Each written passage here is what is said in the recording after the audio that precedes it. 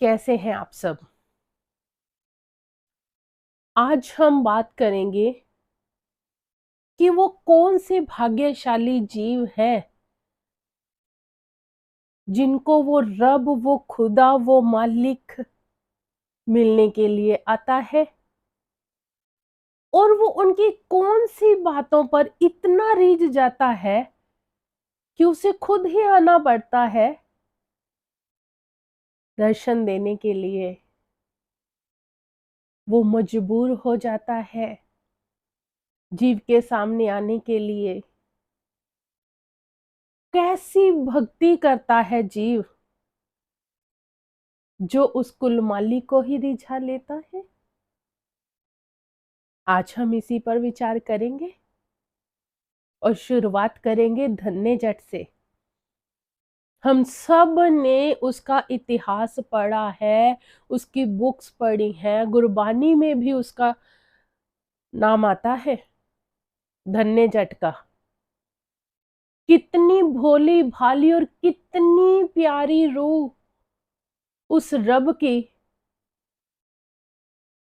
जब उसने देखा कि पंडित मूर्ति पूजन कर रहा है, रोज भोग लगाता है, रोज आरती अर्चना करता है, तो उसने पूछ लिया कि आप क्या करते हो और ये कौन है। तो पंडित ने बताया कि ये भगवान है और ये भगवान सारे काम करते हैं। अब रूह भोली थी, समझ नहीं थी इतनी दुनियादारी की। मालिक हमेशा भोले भाले इंसानों को ही मिलता है। तो वो पंडित के पीछे पड़ गया कि नहीं, मुझे तो भगवान चाहिए, आप मुझे अपने भगवान दे दो, मुझे कुछ काम करवाने हैं इनसे। वो पंडित कहता है ऐसे नहीं करते हैं ये काम। कहते मैं अपने आप करवा लूंगा, अगर ये सबके करते हैं तो मेरा काम क्यों नहीं करेंगे। अब मुझे एक बार ये भगवान दे तो दो। अब वो पंडित गहरी सोच में पड़ गया कि मैं कैसे इसे मंदिर से मूर्ति उठा के दे दूं। अब वो रोज धन्ना जट उसके पास जाए और पंडित परेशान हो जाए।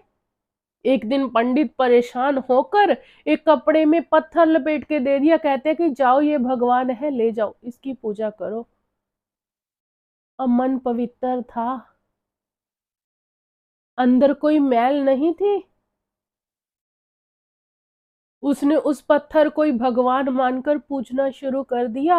और जब आगे भोजन रखा तो कहा स्वामी आप खाओगे नहीं जब तक मैं नहीं खाऊंगा। मैं मूर्ति पूजा की बात नहीं कर रही हूं, विश्वास की बात कर रही हूं, सच्चे हृदय की बात कर रही हूं। आप कहीं पर भी हो, कभी भी हो, किसी भी समय हो, अगर मन में सच्ची भावना है, सच्ची तड़प है, मालिक वहीं आपको हाजिर नाजिर नजर आएगा। है तो वो जर्रे जर्रे में, है तो वो कण कण में, फिर वो उस पत्थर में क्यों नहीं। उसने उस पत्थर को पूजा, दृढ़ विश्वास संकल्प लिया कि जब तक आप भोजन नहीं खाओगे मैं नहीं खाऊंगा। इतना प्यार, इतनी श्रद्धा देखकर वो मालिक खुद ही पतीज गया। आना पड़ा मालिक को। मालिक सिर्फ और सिर्फ आपकी भावनाएं, आपकी श्रद्धा, आपका प्रेम देखता है। वो नहीं देखता कि इसके पास कितने धन पदार्थ पदवियां या कौन से रुतबे पर ये बैठा हुआ है। नहीं, उसे कोई फर्क नहीं पड़ता। वो सिर्फ और सिर्फ आपका प्रेम देखता है। मूसा के बारे में भी हमने सुना होगा। कहते हैं कि मूसा जंगल में से गुजरा करते थे, नमाज अदा करने जाया करते थे। एक दिन वो क्या देखते हैं कि एक आजड़ी जो भेड़ें चराया करता है वो पत्थर पर बैठा हुआ है। और ऊपर की तरफ मुंह करके बोल रहा है कि ए खुदा, ए रब, अगर तू मेरे पास आकर रहने लग जाए तो मैं तुझे इस भेड़ों का, इन बकरियों का दूध पिलाऊंगा, इनके ऊपर से जो ऊन उतरती है उसकी गरम गरम स्वेटर शॉल बनाकर तुझे ओढ़ाऊंगा, तुझे मैं अच्छे अच्छे पकवान खिलाऊंगा, तुझे गर्मी लगेगी तो मैं हवा करूंगा, पंखा करूंगा। अब मूसा ने जब ये चीजें सुनी, पता नहीं अंदर कौन सा विचार चल रहा था, एकदम से उस हाजरी के एक चपेट लगा दी और कहा कि जो पूरी दुनिया को खाना दे रहा है तो उसे खाना देगा, जो उसने ये हवा चलाई हुई है पूरी कायनात में तो उसे हवा करेगा। कहते हैं नहीं नहीं, आजड़ी ने एकदम से हाथ जोड़ लिए, कह रहे अल्लाह मत आना, या रब तू मेरे पास मत आना, अभी तो मैंने तेरा नाम ही लिया था, इतनी जोर से मेरे चपेट पड़ गई, और अगर तू आ गया तो पता नहीं यहाँ क्या होगा, तू मत आना। उसने उसी वक्त उस मालिक से बात करनी बंद कर दी। अब जब मूसा नमाज अदा करने लगे तो उससे उसका मन ही ना लगे उस नमाज के अंदर, उसे जो मस्ती, जो आनंद पहले आता था, आज वो आनंद ही नहीं आ रहा था। तो मूसा रोने लग गया, गिड़गिड़ाने लग गया कि अल्लाह आज मेरे से ऐसी कौन सी खता हो गई, मैंने क्या ऐसा गुनाह कर दिया कि आज मैं तुम्हारी नमाज भी अदा नहीं कर पा रहा हूं। तो कहते हैं अल्लाह ने कहा कि आज तूने एक जुड़े हुए को तोड़ दिया। कहते मूसा, मैंने तुझे इस संसार में लोगों को जोड़ने के लिए भेजा था, ना कि लोगों को मेरे से तोड़ने के लिए भेजा था। आज तूने उस इंसान को तोड़ दिया, मेरे से दूर कर दिया, इसलिए तेरी भी नमाज अदा नहीं हो पा रही है। इसलिए हर वक्त हमें अपने दिल की दरवानी करनी है। पता नहीं कब कौन सा ऐसा ख्याल अंदर घर कर जाए कि हमें नीचे गिरा दे। जितनी भजन बंदगी हम करके ऊपर उठना चाहते हैं, पता ही नहीं चलता कि कौन सा ऐसा ख्याल आया कि उसने नीचे गिरा दिया। गुरु नानक देव जी कर फरमाते हैं, दिल दरवानी जो करे दरवेशी दिल रास, इकत मोहब्बत नानका लेखा करते पास। कहते जो भाग्यशाली मनुष्य होते हैं, जो लेखा करते हैं भाव, जो अपने दिल की दरवानी करते हैं, पहरेदारी करते हैं, पूरा हिसाब किताब रखते हैं कि मेरे दिल के अंदर, मन के अंदर ऐसा कोई विचार ना प्रकट हो जाए जिससे कि मैं उस मालिक से दूर हो जाऊं। मालिक उन्हें मिलते हैं, अहंकार करने वालों को नहीं। धन्ना जट को मिले पर पंडित को नहीं मिले, जबकि पंडित सालों से पूजा कर रहा था पर विश्वास नहीं था, अहंकार था कि मैं पंडित हूं।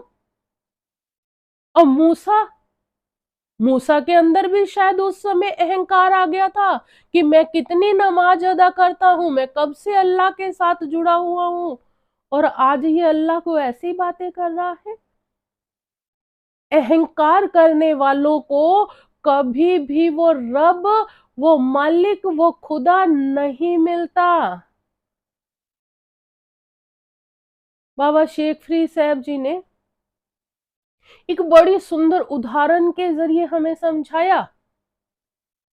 आप जी ने फरमाया, जे जाना तिल थोड़े संबल बुक परी, जे जाना शो न दड़ा थोड़ा मान करे।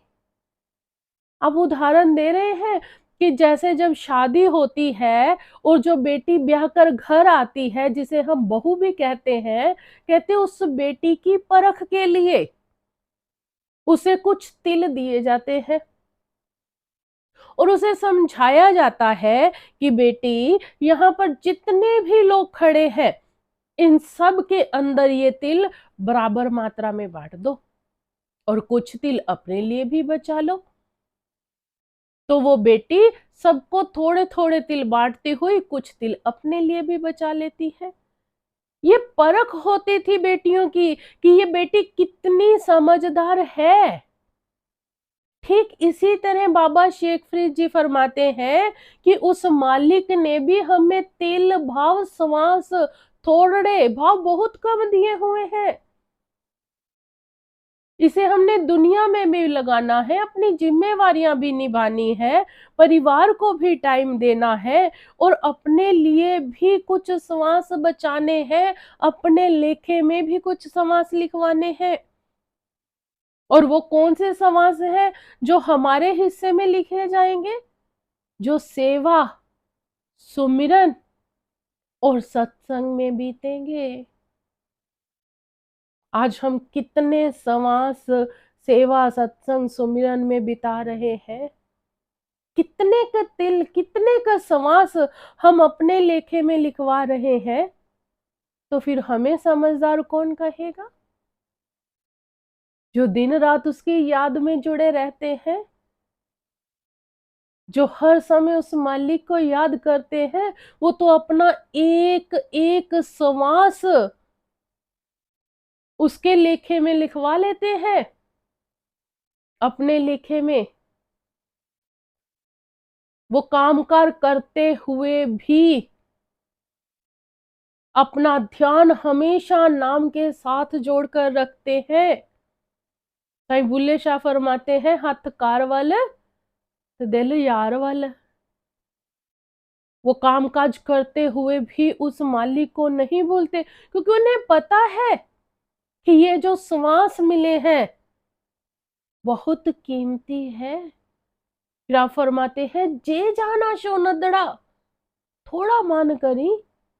कहते अगर तुझे पता है कि शो नदड़ा है, भाव बेपरवाह है, वो मालिक परवाह नहीं करता कि इसके पास कितने ओहदे हैं, कितनी पदवियां हैं, कितनी धन दौलत है, कितने बंगले गाड़ी हैं, उसे इन चीजों से कोई फर्क नहीं पड़ता। हाँ, उसे फर्क पड़ता है तो सिर्फ और सिर्फ इस बात से कि ये मेरा कितना का सच्चा भगत है, कितनी इसके अंदर भावना है, कितना ये प्रेम करता है। वो सिर्फ और सिर्फ ये देखता है। उन्हीं को वो मालिक आकर मिलता है। बाकी जो लगे हुए हैं आज हम सब एक दौड़ में कि जी मेरा नाम हो जाए, मुझे कोई ओहदा मिल जाए, मुझे मेरा बैंक बैलेंस अच्छा हो, मेरा घर अच्छा हो, मेरी गाड़ी अच्छी हो, कहते इससे कुछ भी फर्क नहीं पड़ने वाला उस मालिक को। गुरु नानक देव जी ने तो स्पष्ट कर दिया इस बात को।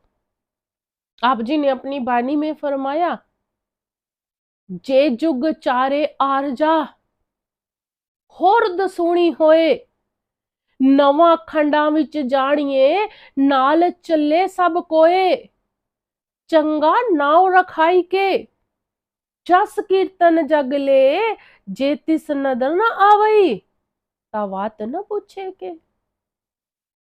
कहते अगर किसी आदमी की उम्र चारों जुगों जितनी हो जाए, इतना ही नहीं होर दसूनी होए, इससे भी 10 गुना ज्यादा बढ़ जाए, अच्छा उसका इस दुनिया में नाम हो, हर कोई व्यक्ति उसके साथ चलने को तैयार हो, हर एक रुतबा, हर एक मुकाम वो दुनिया में हासिल कर चुका हो, कहते इतना सब कुछ होने के बावजूद भी अगर वो मालिक की दया मेहर का पात्र नहीं बनता तो उसका इस दुनिया में आने का कोई फायदा नहीं।